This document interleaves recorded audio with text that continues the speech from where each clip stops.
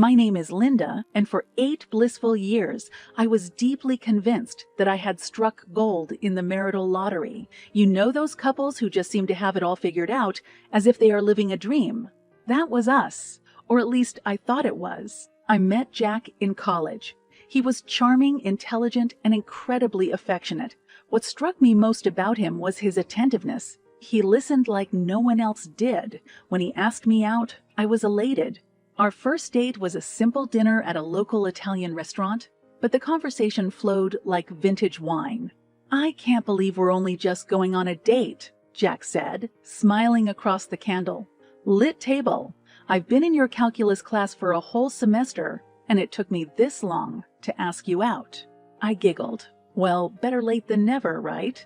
That was the first of countless magical moments. Our relationship blossomed rapidly, much like a sunflower in the full embrace of summer. We were that couple, the ones who finish each other's sentences, the ones who make people roll their eyes in disbelief at their overt happiness. 3 years into our relationship, we tied the knot. It was a small but elegant ceremony, attended by family and close friends. My parents, Susan and Mark, were elated. Jack had already won them over with his kindness and unwavering respect. "You picked a good one," my dad whispered in my ear as he walked me down the aisle. Little did he know how those words would later come back to haunt us. The years that followed were like a dream. We traveled, we laughed, and we built a life together. We supported each other's careers. I was climbing the corporate ladder in marketing while Jack excelled as an architect. Our personalities meshed well. He was the yin to my yang. What made things even more delightful was the relationship Jack had with my parents.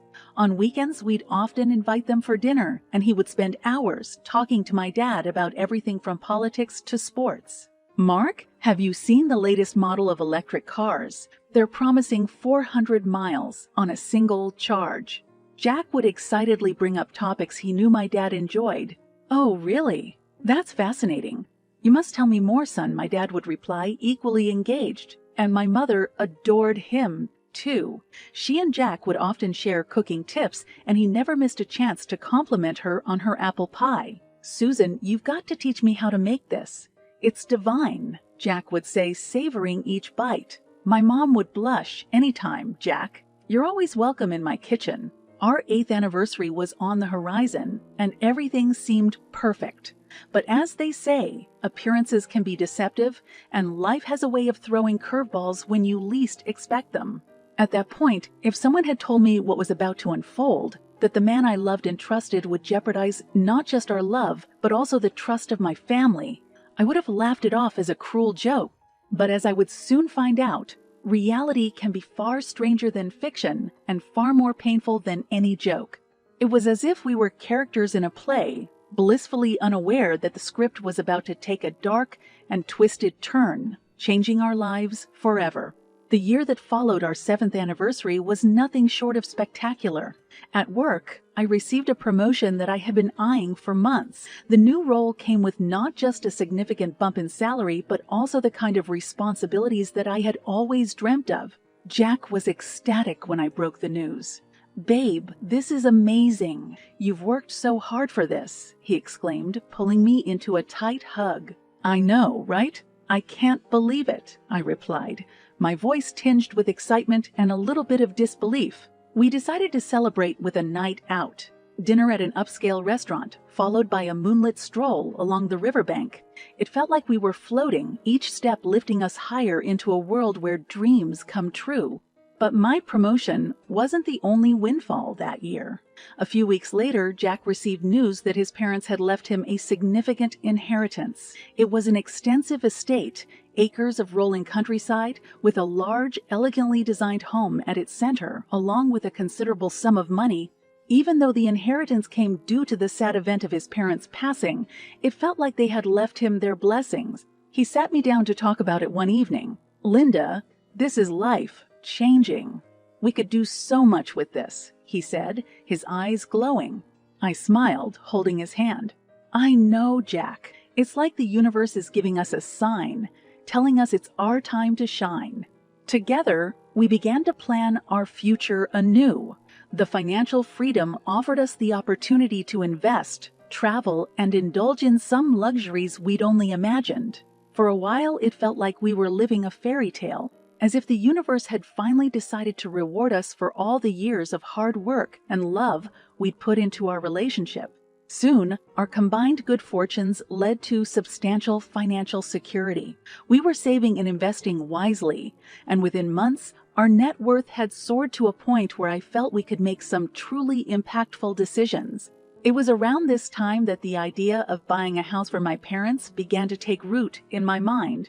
With the combined money from my new job and Jack's inheritance, I realized that I had enough to make this dream a reality. We hit the milestone of saving $1 million, and that's when I knew it was time to give back to the two people who had given me so much throughout my life, my parents. One evening, as Jack and I were sitting on our patio, sipping on some red wine, I broached the subject. "Jack, I've been thinking. We're incredibly blessed, you know. I think it's time to share that blessing. I want to buy a house for my parents." Jack looked at me and smiled. "I think that's a wonderful idea, Linda. It's so like you to think of giving back when you've been blessed." We clinked our glasses, sealing the commitment to this new plan. It felt incredible to be in a position to provide for my parents, to offer them the kind of comfort and security they'd given me all these years. And so, the search began for the perfect house. Unbeknownst to me, another search was also underway. A search that would lead us down a path I never thought possible. But that's a chapter for another time. Little did I know that this act of generosity, meant to bring happiness and security, would unravel the tapestry of trust and love that I thought was unbreakable. Life was about to teach me a harsh lesson, one that would leave scars so deep they might never fully heal. Only a few months after we had settled my parents into their new home, a modern but cozy bungalow with a beautiful garden, I had to go on a business trip. The promotion I had received earlier meant more responsibility, including travel. I was away for a week, working in a different city. It was the longest time I had spent away from Jack, and I missed him terribly. During the week, Jack and I would text, share pictures, and call each other when we could. He'd say how much he missed me, how the house felt empty without my presence. I felt the same way, counting the days until I could return. "Only a couple more days, babe. Then I'll be home," I told him over the phone. "Can't come soon enough," he replied, his voice tinged with melancholy. While I was away, Jack took it upon himself to make a surprise visit to my parents. On the surface, it seemed like a thoughtful gesture. Jack had never been anything but kind and respectful to them, and he knew how much their comfort meant to me. My parents were always welcoming towards him, treating him like the son they never had. So when he showed up at their doorstep that afternoon with a smile and a sheaf of papers in his hand, they had no reason to suspect anything. "Hey, Mark, Susan. I was in the neighborhood and thought I'd drop by." Jack greeted my parents as they opened the door. "I also have some paperwork here that Linda and I need you to take a look at. Just some routine stuff for the house." My dad, always the cautious one, replied, "Well, it's great to see you, Jack. But you know, these things take time to read through. How about we go over them and signed tomorrow?" Jack's eyes narrowed for just a second, but he quickly masked it with his usual friendly demeanor. "Sure, that sounds fair. Take your time and go through the details." As soon as Jack left, my parents felt a nagging sense of unease. He had always been open and straightforward, so the impromptu visit and routine paperwork seemed odd. My mother's intuition kicked in first. "Mark, something doesn't feel right," she told my dad. "We should read these papers carefully." And read they did. When they discovered that the documents were designed to transfer ownership of their home to Jack, they were flabbergasted. The house that was meant to be their peaceful sanctuary in their golden years had almost turned into a trap, and the person setting it was none other than their own son-in-law. The feeling of betrayal was immediate and sharp. "This can't be real," my dad muttered in disbelief, his eyes scanning over the legal jargon once again. "Should we call Linda?" my mom suggested, her voice tinged with worry. They decided to contact me right away. As I picked up their frantic call, oblivious to the treachery that had just unfolded, I could never have predicted how drastically life was about to change. My perfect marriage was not so perfect, after all. It was a facade hiding deceit and betrayal of the worst kind. My parents informed me about Jack's sudden visit and the papers he wanted them to sign. As I listened to their account, my hands began to shake. I felt a chilling mix of shock, betrayal, and confusion.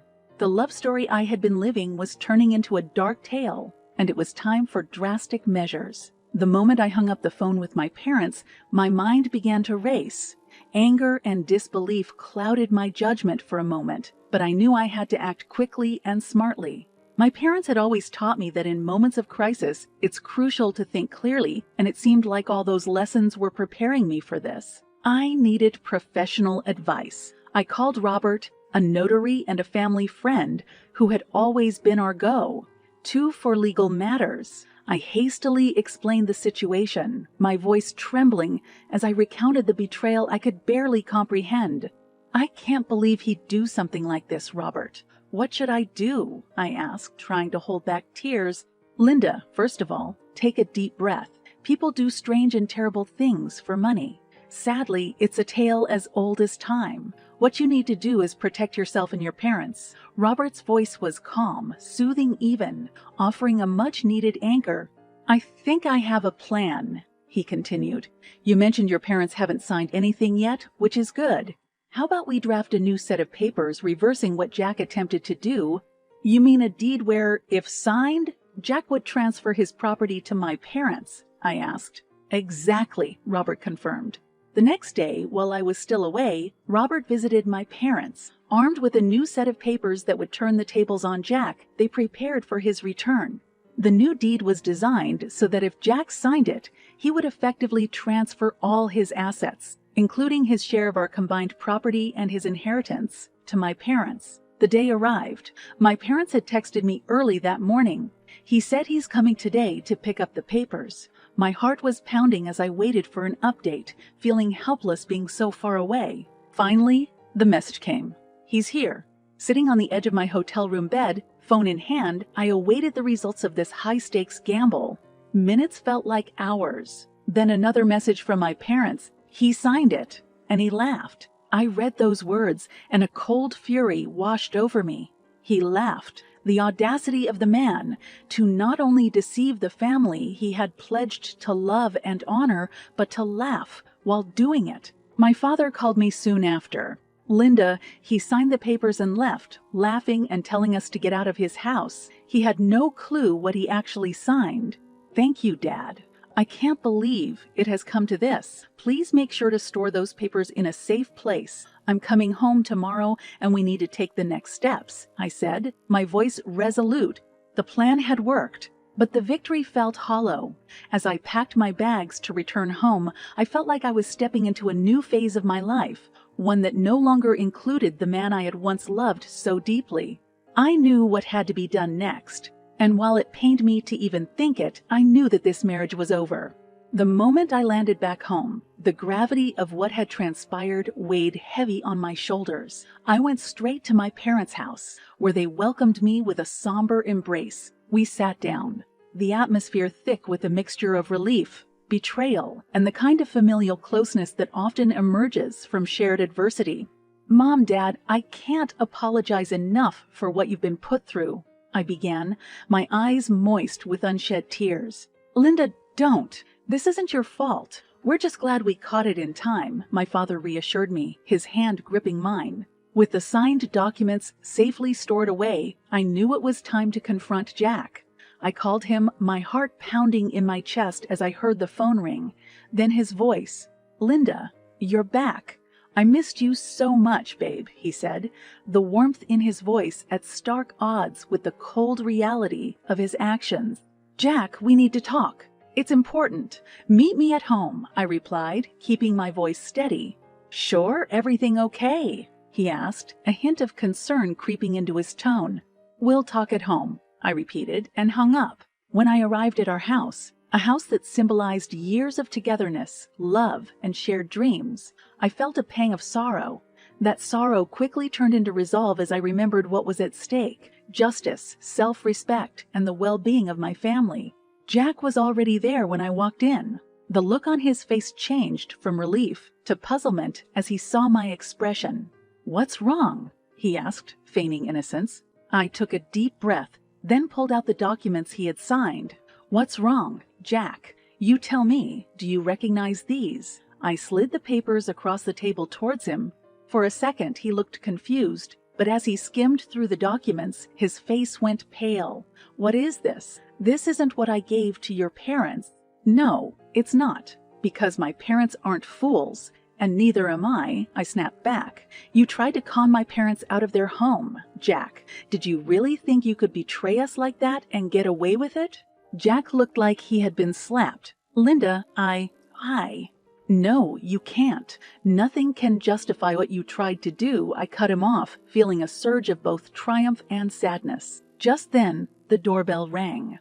My parents had arrived, accompanied by 2 police officers. We presented the signed documents, and Jack's face crumpled as he finally understood the gravity of his mistake. "You're required to vacate the premises immediately, sir," one officer stated after confirming the legal change of property ownership.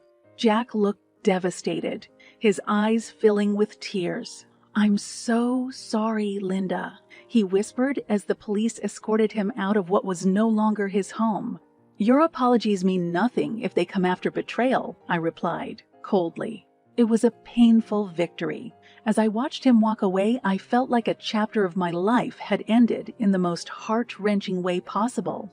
But this was a necessary end, a reckoning that had to happen for justice to be served, and for me to move forward even if that meant walking alone. The days that followed were filled with a whirlwind of emotions and legal proceedings.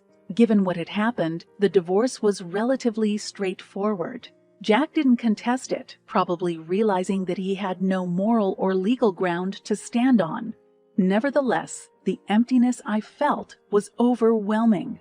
I couldn't wrap my head around how someone I had spent almost a decade with could betray me and my family in such a devastating way. "Are you sure you're okay with this, Linda?" Robert, the notary, asked me as we reviewed the final divorce papers in his office.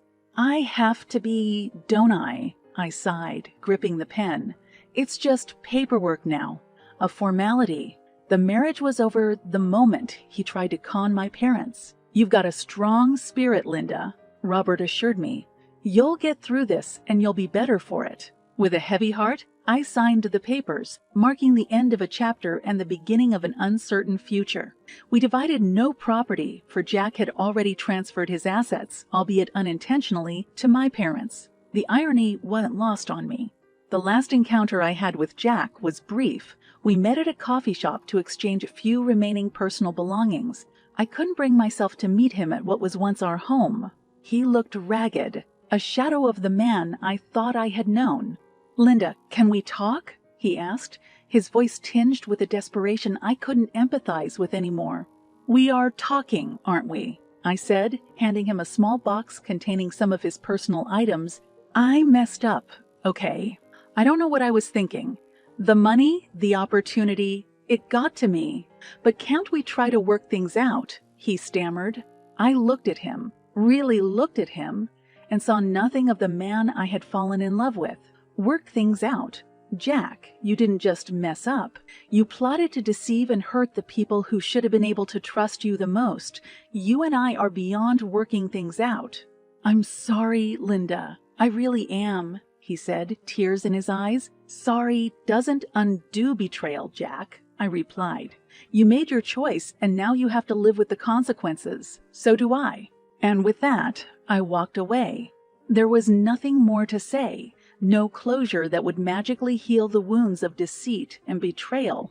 It was over, and the finality of it was both freeing and heartbreaking. In the days that followed, I found solace in the embrace of my family, the very people Jack had tried to wrong. Together we navigated through the aftermath, reaffirming our bonds and our trust in one another. My parents decided to sell the house and use the proceeds to travel, a dream they had long put off. As for me, I decided to focus on my career and myself, rediscovering the person I was before my life became entangled with Jack's.